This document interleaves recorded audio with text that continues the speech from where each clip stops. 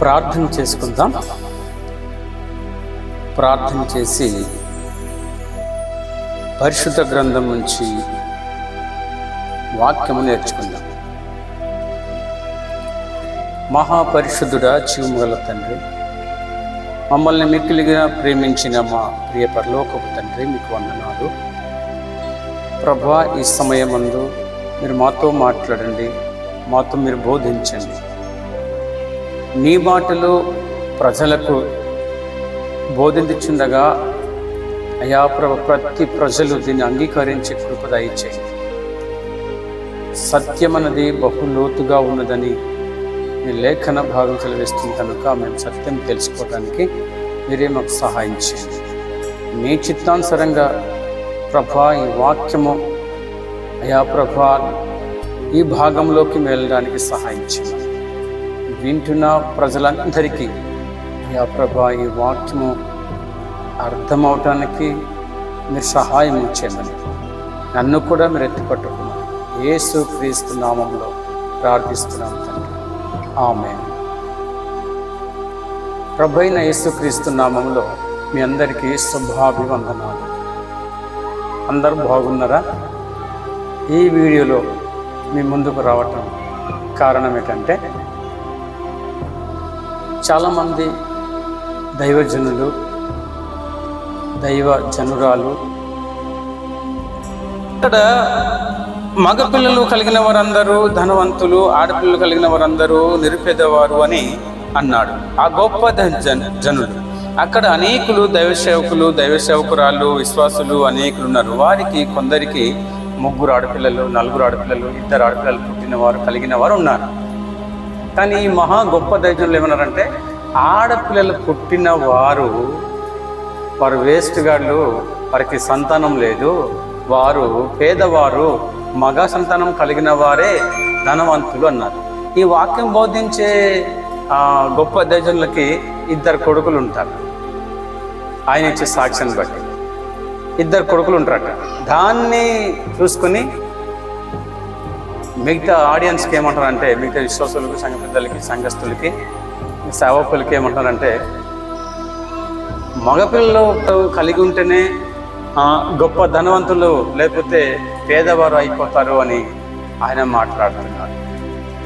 అయితే ఈ 3, 4, 2 ఆడపిల్లలు కలిగినటువంటి వారు నాతో వారు కొందరు ఏమన్నారంటే, ఏంటండి ఈ బోధ వల్ల నాకు చాలా బాధ కలుగుతుంది అనేసి వారు నాతో చెప్పి బాధపడ్డాను. అందుని బట్టి బోధించే నీవు చాలా జాగ్రత్త కలిగి బోధించాలని. నువ్వు ఎంత గొప్ప సేవకుడైనా సరే, ఎంత గొప్ప దైవజనురాలు అయినా సరే, ఆలోచించి బోధించాలి. ఎదుటి వారికి బాధ కలిగించే బోధ నువ్వు చేయకూడదని దేవుని లేఖనంలో రాయబడి ఉంది. అది నువ్వు తెలుసుకోవాలని కూడా జ్ఞాపకం చేస్తున్నాను. మరి ఒకవేళ ఆ గొప్ప దైవజనులు చెప్పిన వాక్యం అనుసారంగా అయితే, నిజమే అయితే, మరి బైబిల్లో చాలామంది గొప్ప గొప్ప విశ్వాసులు, గొప్ప గొప్ప భక్తులు ఉన్నారు. చూడండి, నిర్గమకాండము 2వ అధ్యాయం 16వ వచనంలో ఒక మాట. నిర్గమకాండము 2వ అధ్యాయము 16వ వచనంలో ఇలాగ రాయబడింది: మిద్యాను యాజకునికి 7 కుమార్తెలు ఉన్నారు. మిద్యాను యాజకుడికి ఇత్రో అనే, రఘుయేలు అనే ఈ గొప్ప దైవజనులకు, యాజకుడు గారికి 7 కుమార్తెలు. మరి దానికి ఏమంటావు? వారు పేదవాళ్ళ? నీవు కలిగిన 2 కుమారులు ఉన్నందుకు నీ ధనవంతుడు అయిపోతున్నావా? అలా బోధించడం కరెక్ట్ కాదు. వాక్యాన్ని వక్రీకరించి మాట్లాడకండి ప్లీజ్.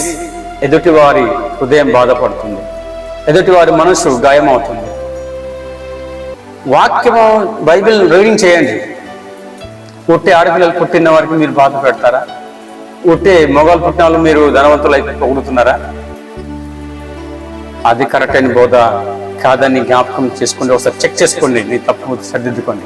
నువ్వు ఎంత పెద్ద దైవ సేవకురైనా, దైవజనులైనా సరే. అలాగే ఇక్కడ ఇత్రో గారికి 7 ఆడపిల్లలు ఉన్నారు. అలా చూసుకుంటే మరి అపోస్తుల కార్యం 2వ అధ్యాయము 9వ వచనంలో పాస్టర్ ఫిలిప్పు గారికి 4 కుమార్తెలు ఉంటారు. 4 కుమార్తెలు. నీకు ఆడపిల్లలు పుట్టలేనందున ఆడపిల్లలు పుట్టిన వారికి నువ్వు గాయపరుస్తావు, పెడతావా? వాళ్ళ మనస్సుని ఇబ్బంది పెడతావా? వాళ్ళ హృదయాన్ని గాయం చేస్తావా? గాయం కట్టేవాడుగా ఉండాలి కానీ సేవకుడు గాయాన్ని అధికం చేసేవాడుగా ఉండకూడదు. అలాగే ఆదికాండం 29వ అధ్యాయం 16 వచనం. ఆదికాండం 29వ అధ్యాయం 16 వచనం. లాబాను గారికి 2 కుమార్తెలు. లాబాను గారికి 2 కుమార్తెలు. ఆ 2 కుమార్తెలకి గొప్ప దైవజనులు పెళ్లి చేసుకున్నారు. దానికి ఏమంటావు? లాబాను గారు కూడా ఆస్తి కాదా, పేదవాడు అనుకున్నారా? ఒక్కసారి ఆలోచించండి సార్. బోధించే గొప్ప గొప్ప దైవజనులు బోధించండి, మంచిగా బోధించండి. ఎదుటి వారికి గాయపట్టేటట్టుగా బోధించకండి. మొదటి దిన వృత్తాంతం గ్రంథంలో 4వ అధ్యాయము 27వ వచనంలో అక్కడ సిమి అనే గొప్పవాడు ఉన్నాడు. ఈ సిమి గారికి 16 కుమారులు పుట్టారు. అలాగే 6 కుమార్తెలు పుట్టారు. 16 మంది కుమారులు, 6 కుమార్తెలు ఉన్నారు. మీ చేతికి మైక్ ఉంది కదా, నీకు మంచి పదవి ఉంది కదా, మంచి హోదాలో ఉంది కదా అనేసి మీ నోటికి వచ్చినట్లుగా విచ్చలుడిగా మాట్లాడి ఎదుటి వారి మనోదెబ్బ తీయకండి, బాధ పెట్టకండి. ఆ గొప్ప దైవజనులు బోధించిన ఆ బోధలో, ఆ కూడికలో, అందులో నేను కూడా ఉన్నాను అన్నమాట. నాకైతే 3 ఆడపిల్లలు. నాకు 3 ఆడపిల్లలు దేవుడు అనుగ్రహించారు. నేను కూడా చాలా బాధపడ్డాను. ఆ గొప్ప దైవజనులు బోధించిన బోధకు నాకు సంతోషం అనిపించలేదు. ఆడపిల్లలు పుట్టిన వారు పేదవాళ్ళు, వారికి ధనం లేదు, ఆస్తి లేదు అని అన్నట్లయితే దేవుడు మరి ఎందుకు ఆడపిల్లలు పుట్టించారు? ఆడపిల్లలు లేకుండా నువ్వు ఎలా పుట్టావు? మరి ఆడపిల్లలు లేకుండా నీ కొడుకుకి మరి ఎలా పెళ్లి చేసావు? మరి మీ కొడుకు పెళ్లి చేసుకున్న తర్వాత ఆ కొడుకులకి పుట్టినవారు ఆడపిల్లలు కూడా పుట్టి ఉండొచ్చు కదా. అదంతా ఆలోచించి డయాస్ మీద ఎక్కినప్పుడు వాక్యము బోధించాలి, మంచిగా బోధించాలని కోరుకుంటున్నాను. ఇప్పటికైనా పర్వాలేదు, సరి చేసుకుని వాక్యం బోధించండి సార్. మొదటి దిన వృత్తాంతము 23వ అధ్యాయము 22వ వచనంలో కూడా దేవుని లేఖనంలో రాయబడి ఉంది. ఏలియాజర్ అనే గొప్పవాడు అక్కడ ఉన్నాడు. ఏలియాజర్కు 1 కుమార్తెలు పుట్టారు. ఏలియాజర్ గారికి 1 కుమార్తెలు పుట్టారు. కుమారులు లేరు. మరి దానికి మీరేమంటారు? మరి ఏలియాజర్ సంతానం లేనివాడా? ఏలియాజర్ ధనం లేనివాడా? కనుక వాక్యం బోధించే ముందు ఆలోచించి బోధించండి ప్లీజ్. అలాగే 144 కీర్తన 12వ వచనంలో ఎందుకు తీసుకోరు? మరి అక్కడ కుమార్తెల గురించి రాయబడిందే. అక్కడ కుమార్తెల గురించి రాయబడి ఉంది. నేను చదువుతున్నాను. 144 కీర్తన 12వ వచనం. కుమార్తెలు నగరునకై చెక్కిన మూల కంబము వలె ఉన్నారు. కుమారులు అని రాయబడలేదు అక్కడ. కుమార్తెలు నగరునకై చెక్కిన మూల కంబము వలె ఉన్నారు. ఇది ఎంత అద్భుతమైనటువంటి వాక్యం అండి.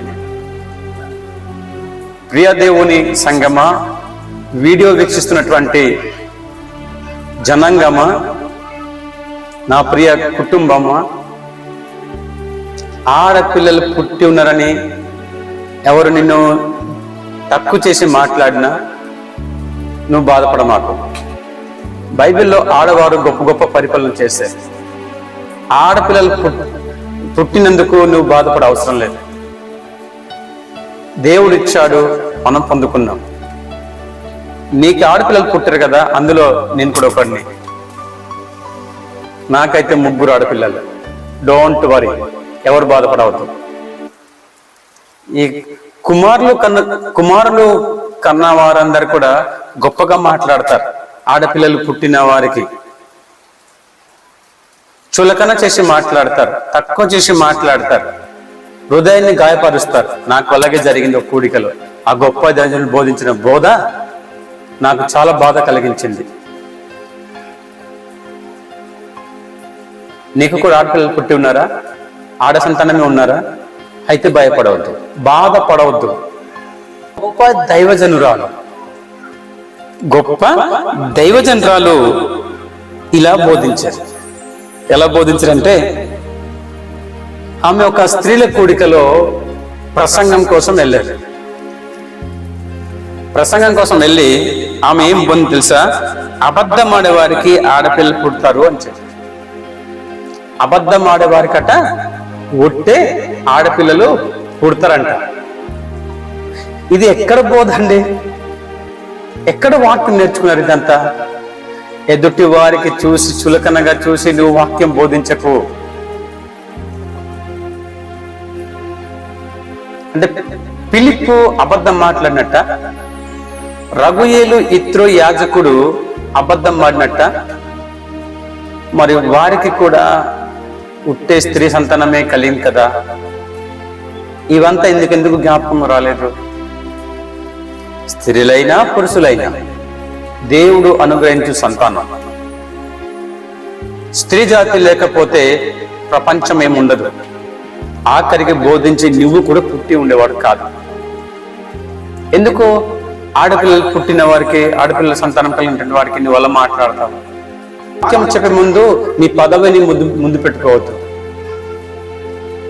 నీ హోదా ముందు పెట్టుకోవద్దు. దేవుడు ఇచ్చిన బైబిల్ని ముందు పెట్టుకో, దేవుణ్ణి ముందు పెట్టి మాట్లాడు. ప్రజల వైపు చూడు, అక్కడ అనేక మంది ప్రజలు ఉంటారు.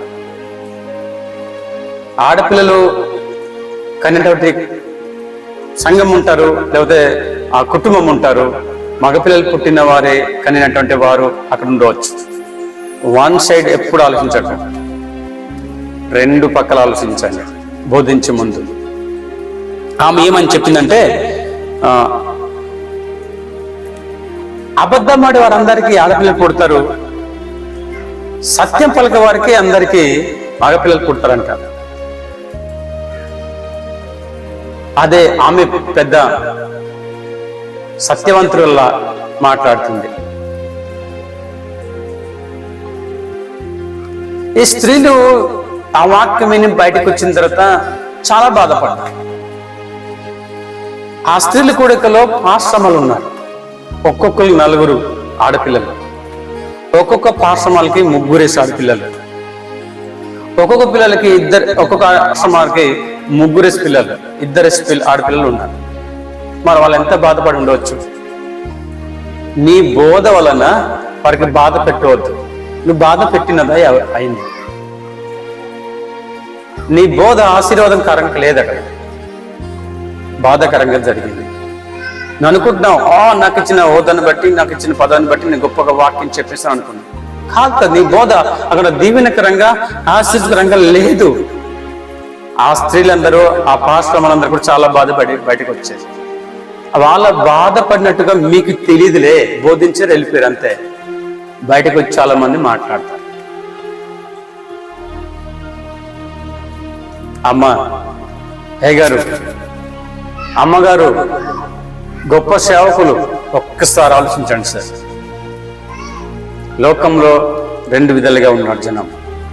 పుట్టే మగపిల్లలు పుట్టిన వాళ్ళు ఉన్నారు, పుట్టే ఆడపిల్లలు పుట్టిన వాళ్ళ కుటుంబాలు కూడా ఉన్నారు. అలా ఉద్దేశించి మాట్లాడాలి తప్ప వన్ సైడ్ ఆలోచించి మాట్లాడదు. ఎంత బాధ కలిగింది ఆ బోధ వలన. నేను ఒక చోట చూశాను, ఏమిటంటే అది ఆమె కుమారులు కన్నారు. ఆ కుమారులు కంటే తల్లికి తండ్రికి తెలియకుండానే ప్రేమించారు, కడుపు చేశారు. కడుపు చేసిన సంతానం పుట్టారు. ఆ తర్వాత తాళి కట్టడానికి పెళ్లి చేసుకున్నారు. సంకన సంతానం, మెడలో తాళి. అది ఎక్కడ న్యాయం అండి?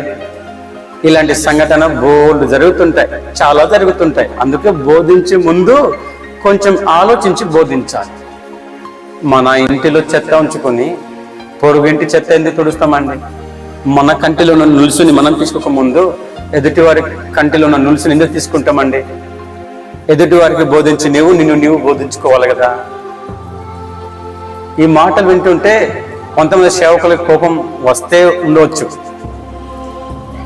అయినా పర్వాలేదు. ఇప్పటికైనా సరే మారి బోధిస్తే మంచిది.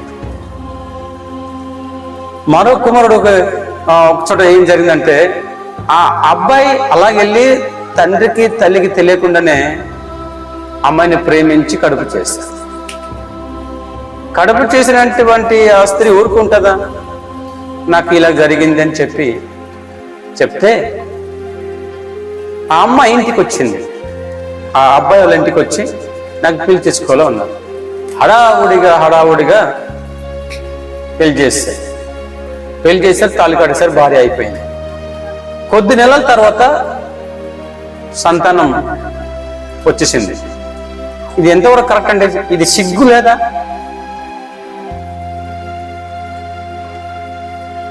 అందుకే మైక్ చేతులు ఉంది కదా, నాకు పదవి ఉంది కదా, నాకు హోదా ఉంది కదా, నేను గొప్పవాడు కదా, నేను డయాస్ మీద ఉన్నాను కదా అని ముందు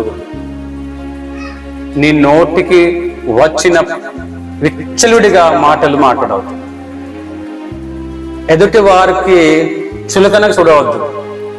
నీవు కూడా ఆ కిందకు వచ్చుంటే పైన ఉన్న వాని గొప్పతనం కాదు. అక్కడ దేవుని ముందు అందరు సమానమే, వాక్యం ముందు అందరు సమానమే, వాక్యం అందరికీ వర్తిస్తుంది. అందుకే ఎదుటి వారికి బాధ కలిగేట్టు బోధ చేయవద్దండి. బోధించే ముందు నీవు బోధించుకోవాలి. దేవునికి స్తోత్రం కలుగును గాక. ఈ మాటలు నేను ఎందుకు చెప్తున్నానంటే, నాకు 3 ఆడపిల్లలండి. ఒక పాప ప్రభునందు నిద్రించారు, ప్రభునందు వెళ్ళిపోయారు. ఇంకా ఇద్దరు ఆడపిల్లలు ఉన్నారు, వాళ్ళు చదువుతున్నారు. ఆడపిల్లలు పుట్టారంటే అబద్ధం ఆడినందుకు ఆడపిల్లలు పుడతారా? బోధ చేయకపోతే మూసుకొని కూర్చోవాలి. బోధ చేయడానికి వచ్చు అంటే మంచిగా బోధించండి. నాకు బాధ కలిగింది, నాతో పాటు కూర్చున్నటువంటి వారందరికీ బాధ కలిగింది, వారు నాతో పంచుకున్నారు. నీకు మగపిల్లలు పుట్టినందుకు నువ్వు గొప్పవాడావా? నీకు మగపిల్ల పుట్టిన కుమారులు ఏం చేస్తారు నీకు తెలుసా? ఆలోచించండి sir. Thank you sir, thank you. అందుకే ఇప్పటికైనా సరే బోధించేటప్పుడు నీవు బోధించుకొని ఎదుటి వారికి బోధిస్తే మంచిదని మనవి చేస్తూ ఈ మాట నేను ముగిస్తున్నాను. ఈ వాక్యం ద్వారా దేవుడు దీవించి ఆశీర్వదించును గాక. వాక్యం వింటున్న వారు, ఆడపిల్లలు కలిగిన వారు ఎవ్వరూ బాధపడవద్దు. ప్రార్థన చేయండి, ధైర్యంగా ఉండండి. ప్రభు ఇచ్చేను, ప్రభు మనం వలన పొంది ఉన్నాం. చాలా మంది సేవకులు, చాలా మంది లోకస్తులు నీకు ఆడపిల్లలు రా అని చెప్పి అవమానం చేస్తూ ఉంటారు, బాధ పెడతా ఉంటారు, తక్కువ చేసి మాట్లాడుతూ ఉంటారు. Don't worry. ఒక రోజున నేను కూడా మీలాగానే బాధపడ్డాను, కానీ వాక్యం చదివిన తర్వాత ధైర్యపడ్డాను. God bless you. చిన్న ఛానల్ ఉంది, ఆ ఛానల్ పేరు IET tribal area gospel Darakonda. YouTube channel ఉంది. ఈ ఛానల్ మీరు సబ్స్క్రైబ్ చేసి ఉండకపోతే సబ్స్క్రైబ్ చేయండి. వీడియో నచ్చితే లైక్ చేయండి, షేర్ చేయండి, కామెంట్ రూపంలో తెలియచేయండి. Thank you.